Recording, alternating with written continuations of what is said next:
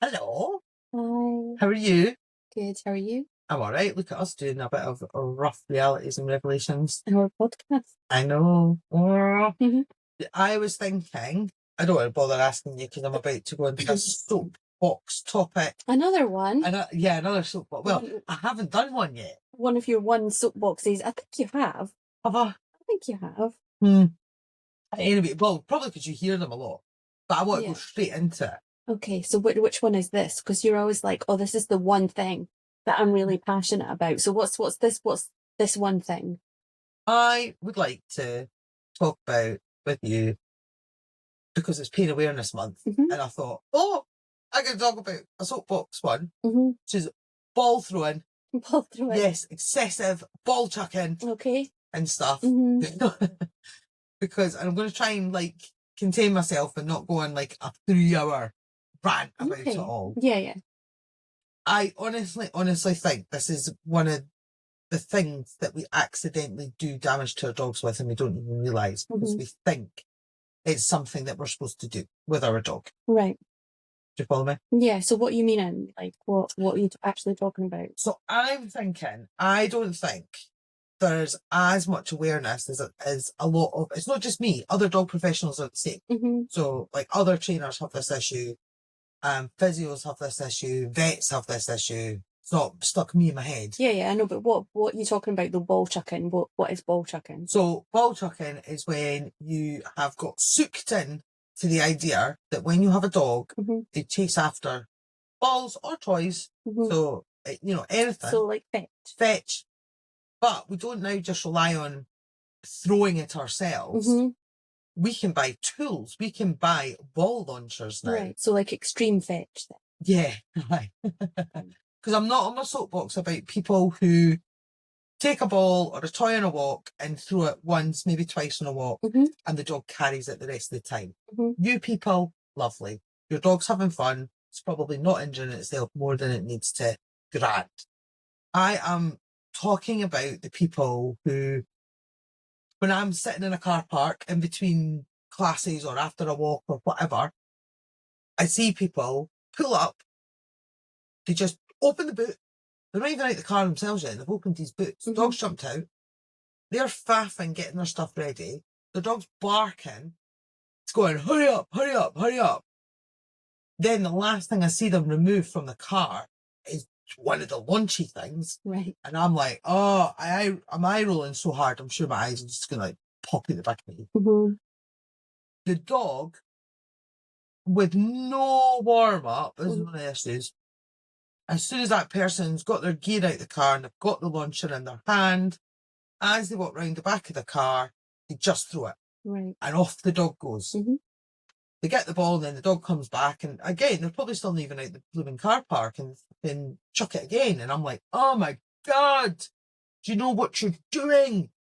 Aye, but the dog likes it though. Yeah, the famous line. Slap the next person that says that to me. I'm going to be like, oh, doesn't like it. Well, it sort of does, but you've created a weird addict. Mm-hmm. Do you know what I mean? Like, no, I'll save that analogy for later. I was going to say though, I think it's because they give the illusion that they like it, but they don't understand the implications. Yeah. So actually, the analogy I usually give people is, I enjoy smoking. I am a smoker, but we all know this is not going to be a happy ending for me. Mm-hmm. I know that. People tell me, stop smoking, Becky. But with ball throwing, your dog equally enjoys running after that ball, but it's doing potentially quite harmful things to them, depending on the excess that you're using it to. Yeah. So I think that it's trying to get across as they're running full pelt. Yeah. These are the problems. They're running full pelt, so they're running pretty fast. They're then skidding to a halt to catch the ball. So you're then putting pressure on shoulder joints, wrist. I like to call them wrists. I don't like to use the medical term, but they're little wrists in the front legs as they're slamming into the ground. Mm-hmm. They're usually turning at the same time, so that's curving the spine and everything like that. And the back legs, Christ, who knows what the back legs are up to sometimes. Mm-hmm. I've watched dogs face plant when they've tried to put the brakes on and they've actually basically done a somersault, is what they've done. Yeah. Or the super athletic ones that like to catch it on a bounce. Yeah. So they jump up in the air, they're totally contorted, and they're grabbing the ball. Now, sometimes they land nicely, sometimes they don't, and that's got to hurt. And the wear and tear on muscles, ligaments, like when they're doing that, they're putting in all these tiny little tears into everything. And actually, what you're probably most likely going to have is you're going to bust a cruciate on that.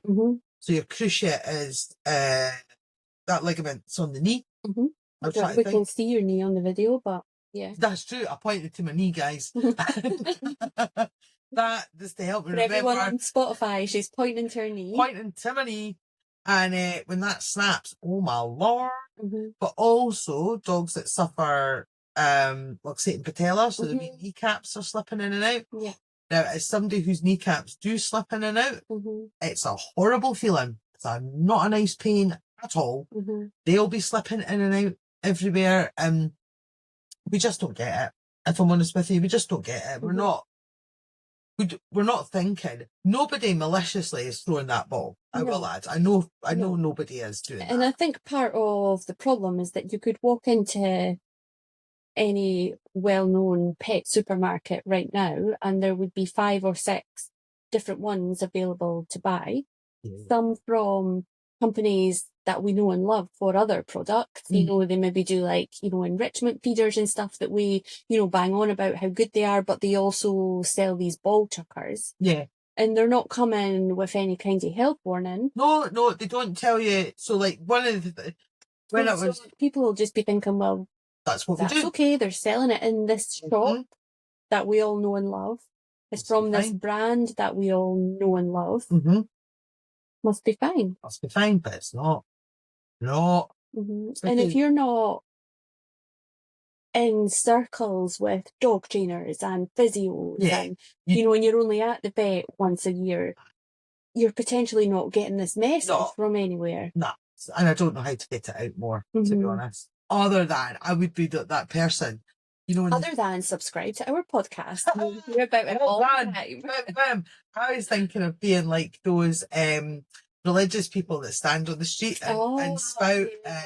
That was going to be my technique. But no, you're right. Your idea is way better. Yeah, just subscribe to our podcast. Share this episode with your ball chucking pals. Yeah. That don't go, because they only find this problem out when it's too late and the dog has busted a cruciate. Yeah. Or the dog is getting lamer and stuff like that, and they don't, understand what's going on and stuff. They only work it out when the dog's suffering, basically. Is what's where I'm going with that. Because one of the things, the importance of a warm-up, so that's why I get so enraged when I see them straight off the bat. I'm thinking that dog's muscles are so at risk because you haven't warmed them up, we haven't stretched the dog off. Hopefully nobody who visits the gym would just go straight into a workout. Yeah. They all know to warm up. That information is there to make sure we stay safe and we don't injure ourselves. And it's just never trickled down to a physical activity with the dog and stuff like that. So those are the problematic ones. And also the weather, I know it sounds silly, but the weather and the surface that you're doing this on can either increase or decrease the chances of injury. Yeah. So, we live in Scotland. It's wet a lot of the time. It's muddy a lot of the time. Yeah. Mud is dangerous. Like my life has flashed before my eyes many a time as I've slipped in mud walking the dogs. And because mud, it doesn't matter if it's summer, winter, autumn. Mud is mud. Yeah. We all think, oh, ice is slippy. Oh no, we only get that a couple of times a year. It's fine. Mud, nah, that's there regardless of I can be in my shorts and t-shirt and be in mud, but I can equally be bundled up because it's absolutely freezing and I'm still in mud. So yeah, those slippy surfaces, wet ground, that sort of stuff, that's not the time to be excessive. Well, it's not the time really to throw it at all. So yeah, we don't want to do that. And I understand as well, for some people, if your mobility is limited, if you have an active breed, that it makes sense because they're tired. Yeah. You know, you've essentially done a gym session with your dog. Yeah. They have been running back and forth, full pelt. Yeah, they're going to be tired. It is going to tire them out. So the information that's fed back to you about your dog when you do these activities are, my dog seems happy to do it because it continues to do it. Yeah. They're running after the ball, they're bringing it back, and then you throw it, they run after it again, they bring it back. That tells you they're happy. Chances are at the start of a walk, they're barking their head off at you because they want you to throw the ball. So you're like, you must like it because you're demanding it. Yeah. So that's information for you again, that this is a good thing for your dog. Then when you get back, your dog probably is suitably tired and does go to sleep and relaxes. So you get the peace and quiet that you're looking for. That reinforces that it's a good idea. Yeah. So there's a lot, I appreciate why people get like, oh, this is a good thing to do. My dog genuinely loves doing this. But from a physiological point of view with the dog, what's happening is we're creating over arousal most of the time. So they're getting massive adrenaline rushes, massive dopamine rushes, which specifically dopamine causes you to repeat a behaviour because you feel good. It gives you a rush and you're like, yes, I'm going to do that again.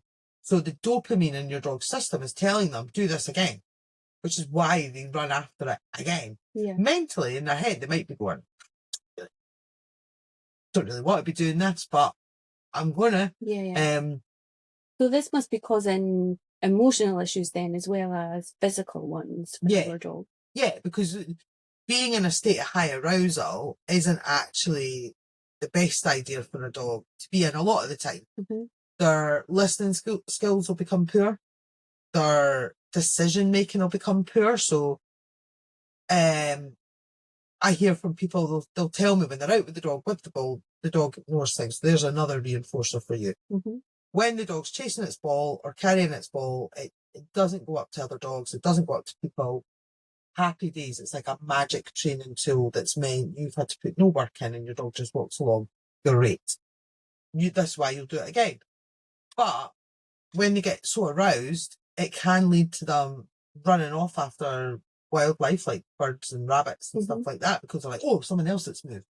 Off I go. You've got, when they're super aroused and they're barking all the time, that's not really healthy either. No. Do you know what I mean? That constant. You see them and they're just like ball, ball, ball, ball, ball, ball, ball. And they're walking backwards. Yeah. They're not even like sniffing, they're walking backwards, looking at you like, throw the ball, throw the ball, throw the ball. They can become protective over their ball. So, you know, it's going to make them grumpy. It's going to make them a bit hypervigilant. And I will say that there should be a distinction though. If your dog is happy, minding its own business and it's carrying the ball and all the rest of it, and a dog runs from across a field to get into its space, I personally do not see that dog having an issue if it snaps and lunges at the other dog to be like, this is my ball, back off. Like, that's normal to me. I would expect that to happen. And the other dog should get told off because it's left. It's come over. It's like stupid. Yeah. But if the dog that has the ball goes over to another dog to cause a confrontation with a dog that's not even looking at it because some voices in that dog's head have said, oh, you know, they're looking at your ball. They're going to get your ball. Yeah, protect the ball, protect the ball. Exactly. Yeah. And then they're like, ugh, and they go over. That poor dog's like, oh, I didn't even look at you. Then we're starting to see problems there. That's not really healthy either. And then I think the tricky part is, how do we start undoing that? Yeah. So I'm thinking now if maybe this message has reached somebody and they're like, oh, actually, this might be no good idea. So either you've just broken your dog by ball chucking, or you've listened to our podcast and you're like, right, I want to stop ball chucking. That's hard because that's weaning it off. This is like me trying to stop smoking. That's I mean, it's weaning off that level of exercise, but also weaning off that emotional connection with the ball. And if that's all your relationship is with your dog as well, then you're potentially having to create a new relationship. Yeah, because you throwing a ball doesn't mean the dog likes you. Anybody that threw a ball, that dog's like, oh yeah, It's not, I find the ball throwing one's not a massively good connector of a bond kind of thing. It's not fantastic. Yeah. I just mean though, it's like, oh yeah, we'll go our walk, you know, from the dogs thinking, we'll go our walk. My owner throws my ball. That's what we do. That's who we are. Yeah, exactly. We don't do anything else. That's who we are. That's what we do. Yeah. Aye. And so what I would say is you'd have to wean them off slowly. Right. A little bit at a time. Not many dogs take kindly to cold turkey. And all of a sudden, if you try cold turkey for some dogs, you could see massive, massive problems. Like all of a sudden you'll find out you don't actually have a recall. Because they were bringing the ball back to you. They weren't coming back to you because you asked them to. Yeah. So you'll find out you don't have a recall. Yeah. I mean, you might also find out because they've been so distracted by their ball, you might suddenly discover that they're, you know, reactive to other dogs and cyclists and people and children. They've just never noticed before because they've been so busy with their ball. So I think I would do it in stages. So I would keep up the expectation of the beginning of a walk is when I throw the ball and try and do a warm-up if you can. But, you know, even if that means you keep them on lead and they bark at you for a couple of minutes as you walk and you get those muscles warmed up, you're going to fix something eventually, but I think you should run with that. But I certainly would keep the expectation of throwing the ball in the beginning. But then I would maybe about halfway through your normal throws, I would put the ball in your pocket. So there's two ways you can do this. Either remove the ball from the dog and put it in your pocket, or let the dog carry it. So don't throw it, just let them carry it. They're not going to injure themselves in the way that we're trying to educate you about if they're carrying it, right? So they still have their ball. It's probably the bit that they like anyway. Yeah. There's very few breeds that enjoy the chase part. We all think it's the chase part, but depending on your breed, it's like for example, gun dogs want to hold it. Herding breeds want to control the movement of it. So the chase part's usually irrelevant, apart from, I would say, sight hounds, like the proper chase bit. Yeah. So try yourself to restrain yourself when your dog drops that ball at your feet. Be wild. Don't pick it up. See what happens. The dog will probably pick it up themselves. So you might have a session of them dropping it. Just keep walking past them. And then they'll probably start carrying it. If you would prefer to stick it in your pocket, be ready for them barking at you, jumping up at you, trying to get the ball because they're like, this is wild. Yeah, nobody wants that in the park though. So. No. So when they do that, then I would start encouraging them to use their nose. So you're going to have to manufacture that. You're going to have to create that. So take some really tasty food with you on this walk and tell the dog, find it and sprinkle quite a few treats, like between 6 and 8. Yeah. Not just 2, but let's get the dog sniffing in the long grass and like doing things. You probably going to have to help them, show them, sprinkle the food to begin with. But we want the dog to start actually using their nose and being like the other dogs that don't have a ball, actually sniffing on a walk, actually going for a pee on a walk, doing those sorts of things. Yeah. Other ways we can do it is, because we don't have to take it away completely. I do use balls as a reward for my own dogs, so it's fine. I'm not saying we should be ballless, but that's another podcast. That's another podcast. But yeah, what are some alternative things we can do with balls? We can play hide and seek. Right. So it's healthier for the dog if we allow them to go get the ball once it's landed. Right. So, because again, it's this chase and it's the sharp turn bits we want to reduce.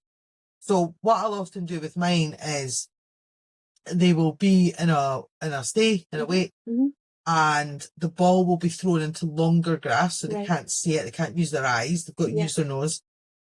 To begin with, I had to hold their harnesses or their collars because as soon as I threw it, they would just go. So I'm holding it and then it's landed and then I'm telling my dog, go search, go and get it. Your dog will actually have more of a blast doing that than they will running full pelt for it. So we can still use the ball. We can still get a retrieve and a fetch. but it's so much healthier on the dog's joints. Yeah. And it's also more fulfilling for the dog because they're getting to use their nose and hunt. That's like, for any breed, that's very exciting. That's very exciting. And if the dog is genuinely just in it for the fetch, though, and you know, some of them might be, then potentially you could just do it on shorter grass as well and throw the ball, wait for it to land, and then send the dog out. Absolutely. And because they can see where the ball is, they're naturally slowing down. Like, it's not a forced run. It's not. It's like a more natural run. Yeah, I can see where I need to stop. I'm going to start slowing down. Yep. You know, so if it is for your dog just genuinely about the fetch, then there's still the option to do that. You can absolutely do that. You could do bits where once they've started to sniff by themselves and like remember how to beat a dog, you can hide it. So if they're away sniffing and they're not looking at, you could place their ball. So say you were walking in the woods, you could place your ball just behind a tree or something, or like in the nook of a one branch. of the weird holes you find. Yeah, exactly. Yeah. And then you can say, hey, come and find. And we can send them to go do this kind of thing. I always make sure if I'm using balls with my dogs, they're usually on a rope. They've got a bungee on them. Yeah. So we can play tug. So we can start using them as actual rewards. So, because when we're ball throwing, we're not actually rewarding a behaviour, we're just chucking it. Whereas when we're using it for a reward, it's usually on the completion of something we've asked the dog to do. So if it was a recall, for example, I have called my dog, they've come back to me, I can pull the ball on a rope out my pocket and we can have a game of tug. So the dog is still getting their ball, they can carry it for a little bit and then I can take it back. So yeah, there's all those things that we can do. And I think it's just switching our mindset up about, because when we're thinking, I'm just thinking that now going back to, if you do have mobility issues and you can't walk far and you can't, the hide and seek games are actually quite tiring for the dogs. So if folk are thinking, how are they going to be tired? I've never ran about really. They will be, because they're using their brains, and that's tiring when they're having to think and process information to find the ball. They will still be tired, but they'll be healthier as well, which is to be a win-win, isn't it? Definitely. Be a win-win. And then eventually you can get to the point where you can wean the ball right back to, is the dog just wanting to carry it? Do we just play hide and seek games at certain bits of the walk? And my dog's happy doing other dog things around it, and stuff like that. And I think that's where you want to go. You want to get that happy medium where, you know, could you imagine? I think you'll have a problem if you have a panic attack that you haven't brought the ball or the launcher on a walk. Like if you thought it was in the car, you've pulled up at the walk and it's not there, and your first thought is, this will be a terrible walk, I'm going to take them home. Yeah, that's the red flag. That is a red flag. You've got a problem. Yeah. Definitely. So that would be, for me. And I think if you're then finding, if you've thought to yourself, actually, I want to protect my dog's joints, I want them to be healthy, and you're trying. We know that 80% of dogs over the age of 8 suffer from arthritis. Yeah. So we've got to think about future-proofing our dogs. Yeah. But if you're like trying to now wean them off and actually it's going sideways, or it's maybe bringing to the forefront behaviours you haven't worked on, and stuff, I would definitely speak to a trainer and be like, so don't go, this is not working, I'm just going to go back to it. I'm just going to go back to throwing the ball. I'm sure I can just, my dog will be fine. But don't take that attitude. Reach out to a trainer who can help you implement coping strategies for without the ball, other ways to use the ball, and actually then be teaching the dog to do the behaviours that really you should have taught in the first place, frankly. But I think swapping a naked ball for like a ball and a rope, and the one that does not fit any launcher. That's your first steps, and then looking at weaning off how much you use it on a walk and how much per touch it has become. Definitely. And we can have a ball chucker amnesty. If anyone wants to hand in their ball chucker to us, you can. We'll take them. Smash them. Actually, ball chucker, the tool you can use for cool things, like you can use for delivering rewards. So if you do have mobility issues and that, they're actually quite cool for marking behaviours and stuff like that. There are other uses for them than what they were actually intended for, which are far healthier. Yeah, nice wee target stick. Yeah, exactly. Hello, we're back. Yay! Hello, hello, we're back. We had a technical glitch, so I think my soapboxy raging about ball chucking caused the whole system to collapse. So, a quick recap of where we went. Yeah. And because it was just about to say goodbye to you guys. I know. And then we had a glitch. So, and our editing ability is not that good, so we'll just wind it up now. Yourself. Well, mine is non-existent. So, yes, look at reducing the ball throwing. Yeah. Swapping it for other activities with balls. You don't have to remove balls completely. Just swap them for other activities. Yeah. It's really what we're trying to do is safeguard our dog's joints and future-proof them so that they do have nice, long, healthy lives with us because they're never here long enough. Hashtag your dog more years. Like it. And if the removal of ball throwing has caused your dog to then surface with other behaviours, please ask for help, like with an actual professional. Don't go back to ball throwing because it makes your life easier. Yeah. So that was it. That was the roundup. So yeah, so share with a mate. Yeah. That's got a dog that doesn't look up things. Like and subscribe and share our podcast. Yeah, because this message needs to get out more and more and more. So cool. Oh well. Said my piece. Get off my soapbox now. Bye for now. Love you. Bye.